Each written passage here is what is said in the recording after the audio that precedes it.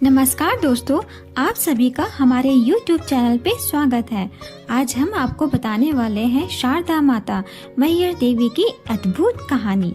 कहते हैं माँ हमेशा ऊंचे स्थानों में विराजमान होती है। उत्तर में जैसे लोग माँ दुर्गा के दर्शन के लिए पहाड़ों को पार करते हुए लोग माँ वैष्णो देवी तक पहुँचते हैं, ठीक उसी तरह मध्य प्रदेश के सतना जिले में 1063 सीढ़ियाँ चढ़कर माता के दर्शन करने आते हैं। त्रिकुट पर्वत पर स्थित माता के मंदिर को मैहर देवी का मंदिर कहा जाता है। मैहर का मतलब है माँ का हार। मैहर नगरी से 5 किलोमीटर दूर त्रिकुट पर्वत पर माता शारदा देवी का वास है। पर्वत के चोटी के मध्य में माता शारदा का मंदिर है। पूरे भारत में सतना का मैहर मंदिर माता शारदा का अकेला मंदिर है।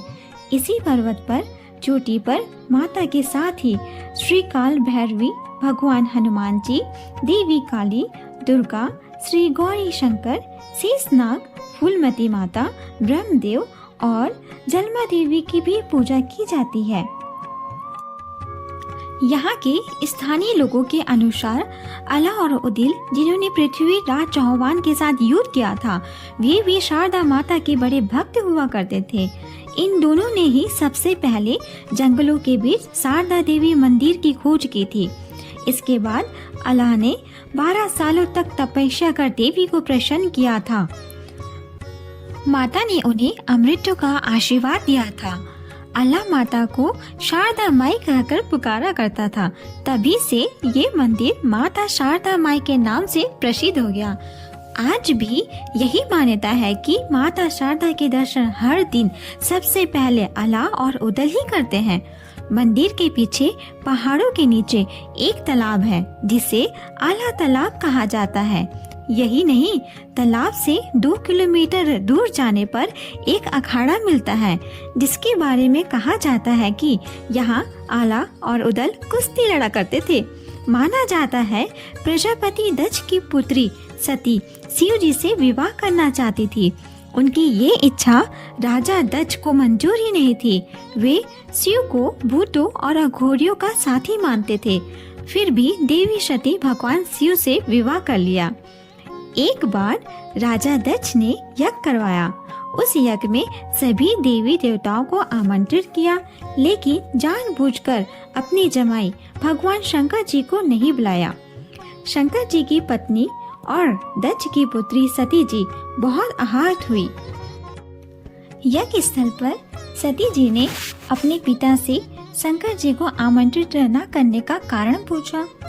इस पर दक्ष प्रजापति जी ने भगवान शंकर को अपशब्द कहे। इससे मानसिक दुखी होकर सती ने यज्ञ कुंड में कूदकर अपने प्राण की आहुति दे दी। भगवान शंकर को जब इस दुर्घटना का पता चला तो वो क्रोध से उनका तीसरा आंख खुल गया। उन्होंने सती के पार्थिव शरीर को उठाकर गुस्से में तांडव करने लगे। ब्रह्मांड की भलाई के लिए भगवान विष्णु ने सती के शरीर को 51 भागों में विभाजित कर दिया। जहाँ भी सती के अंग गिरे वहाँ पे शक्ति पीठों का निर्माण हुआ। अगले जन्म में सती ने हिमवान राजा के घर पार्वती के रूप में जन्म लिया और घोर तपस्या कर शिव जी को फिर से पति के रूप में प्राप्त कर लिया। माना जाता है कि यहाँ माँ का हार गिरा था।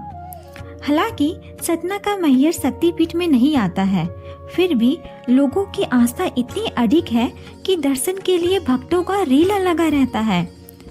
इसके अलावा ये भी मान्यता है कि आदि गुरु शंकराचार्य जी ने 10वीं शताब्दी में पूजा अर्चना की थी। शारदा देवी का मंदिर सिर्फ आस्था या धर्म के नजरिए से ही खास नहीं है। इस मंदिर का अपना एक ऐतिहासिक महत्व भी है। माता शारदा की मूर्ति की स्थापना विक्रम संवत 559 में की गई थी। मूर्ति पर देवनागरी लिपि में अंकित है। इसमें बताया गया है कि सरस्वती के पुत्र दामोदर ही कल युग में व्यास मुनि कहे जाएंगे। इस मंदिर में प्राचीन काल से बलि देने की प्रथा चली आ रही थी, लेकिन 1922 में सतना के राजा बृहस्पति जी देव ने बसुबरी को पूरी तरह से प्रतिबंधित कर दिया। राजधानी दिल्ली से मैहर सड़क से दूरी लगभग 1000 किलोमीटर पर है। ट्रेन से पहुंचने के लिए महाकौशल पर रीवा एक्सप्रेस है। दिल्ली से चलने वाली महाकौशल एक्सप्रेस मैहर में सीधे रुकती है। स्टेशन में रुकने के बाद किसी भी धर्मशाला या होटल में विश्राम करने के बाद चढ़ाई आरंभ की जा सकती है। मैहर देवी मां शारदा तक पहुंचने की यात्रा को हम 4 खंडों में विभक्त कर सकते हैं। प्रथम खंड की यात्रा में 480 सीढ़ियों को पार करना होता है। मंदिर के सबसे निकट त्रिकुट पर्वत से सटा मंगल निकेतन बिरलाधर धर्मशाला है।